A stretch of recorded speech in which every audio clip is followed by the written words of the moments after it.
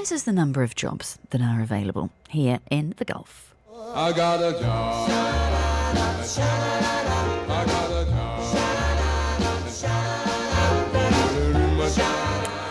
But is it rising fast enough? We've got a new report from the guys at Cooper Fitch. They do this conveniently every quarter, open their books, go through the numbers and have a look at the rate of job creation. We are joined by the founder and the CEO, Dr. Trefor Murphy. Lovely to see you. Good morning. Good morning, Brandy. So let's have a look at this. Overall, the Gulf for Q2 rising at 1%, so we're going to call that roughly flat. Yeah. The UAE hiring growing by 4%. That is, by some way, the strongest rate in the region. And it's a little bit of a change from the last time you and I had this chat last quarter, Yep. when we were worried whether or not the rate of growth was fast enough for what we were seeing in terms of the increase of population. What has sped things up in Q2? So I think we've, the sizable change probably in quarter two over quarter one is that we've moved from strategic visionary type hiring or longer type hiring to very much impact and delivery type hiring. So where strategies have been created and now they're actively building out teams to deliver on those, particularly in areas like AI, real estate and finance areas. Okay, so I'm interested in how you're looking at that. So you're looking at that as we've got the strategy in place, now we need the people to implement it. Yeah, correct. Maybe I'm the pessimist in this room. I looked at that and wondered, does that mean we're not looking at big picture thinking, investing in the future, and we're thinking, no, we need to just make money now, hire more salespeople? So we're probably, I mean, look, I think vision gets changed and strategies get changed. So there's still a little bit of that hiring, but in quarter one, we saw quite a lot of it. And now we're just seeing, okay, so we have this strategy. We want to build out an AI product that actually makes us more efficient. And now we need to start hiring the team to actually deliver upon that. So I think it's probably a natural cycle. Okay, so we are at 4%. Saudi coming in at less than us, 2%. Yeah. Why so? So, look, I think there's, it's a well spoken about, documented fact that Saudi's reallocated funding to different projects that have got specific timelines around them. And I think over quarter two, we've just seen maybe a little bit of stagnation in that market, particularly around the giga and mega projects, but also in general, there's just been a bit of a quieter time. We've had two Eid breaks in Saudi Arabia within quarter two as well, as we've had in the UAE, but it's a slightly longer break in Saudi, obviously. So that's probably seasonally adjusted. It probably would net out some of that number, but 2% is probably pretty decent still, but certainly down on probably expectations for us. The rest of the Gulf, though, 2% Oman, 1% Bahrain, negative growth in both Kuwait and Qatar, and as I said, coming in at 1%, so fairly flat for Q2. Yep. Are we seeing a bit of a slowdown, a bit of stagnation in Gulf activity in general? Look, I think if we look at quarter two last year, we had a 4% drop in jobs created, and this year, as an average across the 6 countries, we're 1% growth. So we're slightly better. We would have had the same seasonal factors in Q2 last year, 2 Eid breaks, actually the tail end of Ramadan as well. So I think as Saudi and UAE, we are still very bullish on. I think we see a lot of activity happening. Some of the other countries, Kuwait particularly, has had very little growth or reduction in activity for a number of quarters now.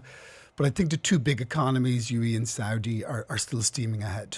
What are you seeing, though, away from the numbers qualitatively, in terms of the amount of time it's taking companies to hire, how cautious they're being in terms of getting the right fit? I say that purely because there's so much uncertainty at the moment.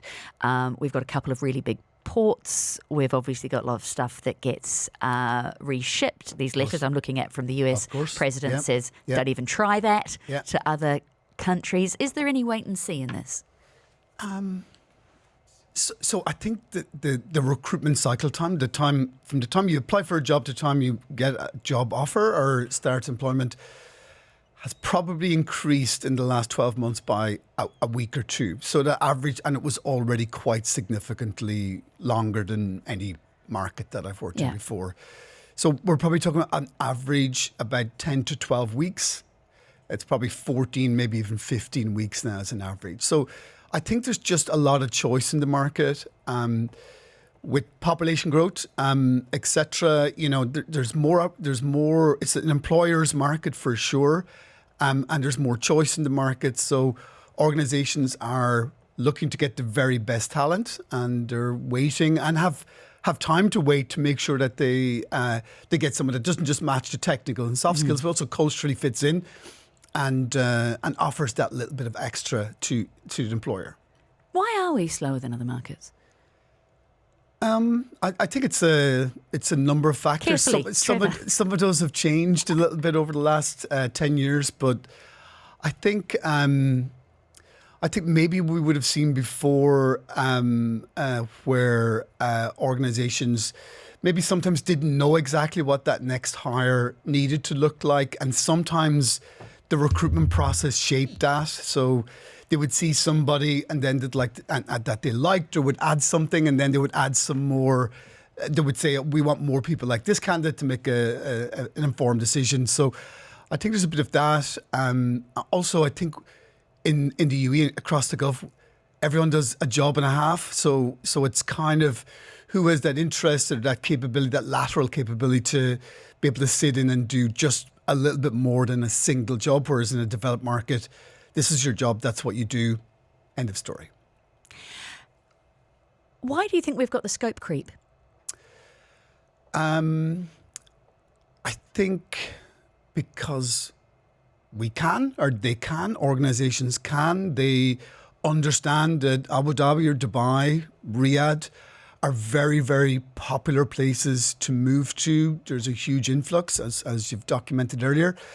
But I think it's a choice. So in other markets, there is no choice. You hire an AI engineer and that's what they do. Whereas I think we do have a little bit of choice there, and that creates flex, unfortunately, in some cases. You mentioned there the amount that employers have to choose between the supply. Are we still seeing that influx of new talent, the move first, get a job later sort of trend that you and I have been discussing for the last year and a half or so? I would say it's increased. Yeah, I'd say it's increased. I think the population growth and how that tracks is always a difficult number. We know it's increasing on all the measurements that we look at. I think it's just we've created an economy, an ecosystem where lots of people want to move here. There's genuine interest in coming here to recreate something. I guess and that oversupply, and it is an oversupply, or it's an incorrect supply for what's needed, is probably more accurate reflection of it. So that's a challenge. Other countries, all countries have a way of controlling supply. We don't. Open market, come make it your own. So that's great and challenging at the same time. Dr. Trefor Murphy is the CEO and founder of Cooper Fitch. Their own numbers looking at where they're placing jobs and where new jobs are being created. Thank you for your time this morning. Thanks, Brandy.